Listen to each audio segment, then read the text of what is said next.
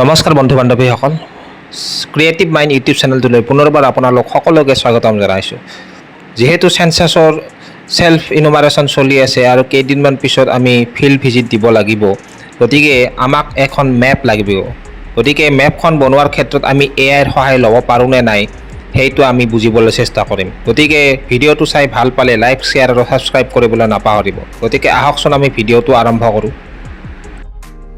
এতিয়া ধৰি ল'লোঁ এইটো এৰিয়াত মোক চেঞ্চাছৰ কাম কৰিবলৈ দিয়া হৈছে। গতিকে এই HLB এৰিয়াটোৰ এখন স্পষ্ট মেপ মই ChatGPTৰ সহায়ত প্ৰস্তুত কৰিবলৈ চেষ্টা কৰিম। গতিকে এই ফটোখন মই ChatGPTত আপলোড কৰি এটা প্ৰম্পট মই লিখিম। তাৰপিছত চাওঁ আহকচোন কি হয়। এতিয়া ChatGPTত মই মোৰ ফটোখন আপলোড কৰি এই প্ৰম্পটটো মই লিখিম।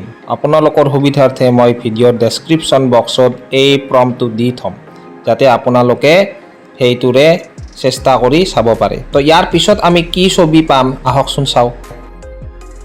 আগৰ প্ৰম্পটটো দিয়াৰ পিছত আমি এখন মোৰ HLB এৰিয়াটোৰ এনেকুৱা স্পষ্ট আৰু চাফ ছবি এখন দেখিবলৈ পাম। এতিয়া এই ছবিখন আগতকৈ বহু বেছি ক্লিয়াৰ হৈ পৰিল। ইয়াৰ পিছত মই অন্য এটা প্ৰম্পট লিখিম, যিটোৰে মই কেনেকুৱা ধৰণৰ তাত ৰাস্তা আছে, কেঁচা ৰাস্তা, পকী ৰাস্তা, উপপথ, সেই সকলোবোৰ দেখিবলৈ পাম। এতিয়া আহক আমি চাওঁ ছেকেণ্ড প্ৰম্পটটো কি।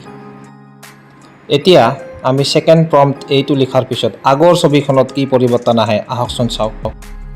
এতিয়া ছেকেণ্ড প্ৰম্পটটো দিয়াৰ পিছত আগৰ ছবিখনত সকলোবোৰ ৰাস্তা ইয়াত আহি গ'ল। ইয়াত কেঁচা ৰাস্তা, পকা ৰাস্তা, চাবৱে গোটেইখিনিয়ে ইয়াতে ভালদৰে দেখিবলৈ পোৱা গ'ল। যিটো মোৰ এৰিয়াৰ এলটেড বাউণ্ডেৰী, তাত ডটেড ডেছৰ লগত হয়তো পকা ৰাস্তাও আছে, সেইকাৰণে সেইটোত ডটেড ডেছ আৰু পকা ৰাস্তা চিম্বল দুয়োটাই আছে। এতিয়া ছবিখন আগতকৈ বেছিও ক্লিয়াৰ হৈ পৰি। এতিয়া আহিল আটাইতকৈ ডাঙৰ প্ৰশ্ন, যে AIৰ সহায় লোৱাটো যুক্তিসংগতনে? গতিকে এই ক্ষেত্ৰত মই ক'ম যে কিছু পৰিমাণে যুক্তিসংগত আৰু বহু বেছি পৰিমাণে নহয়। যুক্তিসংগত এইটো ক্ষেত্ৰতে যে AIয়ে আপোনাক যিটো HLB এৰিয়া আছে তাৰ বাউণ্ডেৰীটো আপোনাক ক্লিয়াৰ কৰি দিব আৰু এৰিয়াৰ নক্সাটো আপোনাক প্ৰদান কৰিব। কিন্তু যিহেতু সেই HLB এৰিয়াৰ দায়িত্ব আপোনাৰে, কিবা ভুল হ'লে আপোনাৰে ওপৰত আহিব দোষাৰোপ।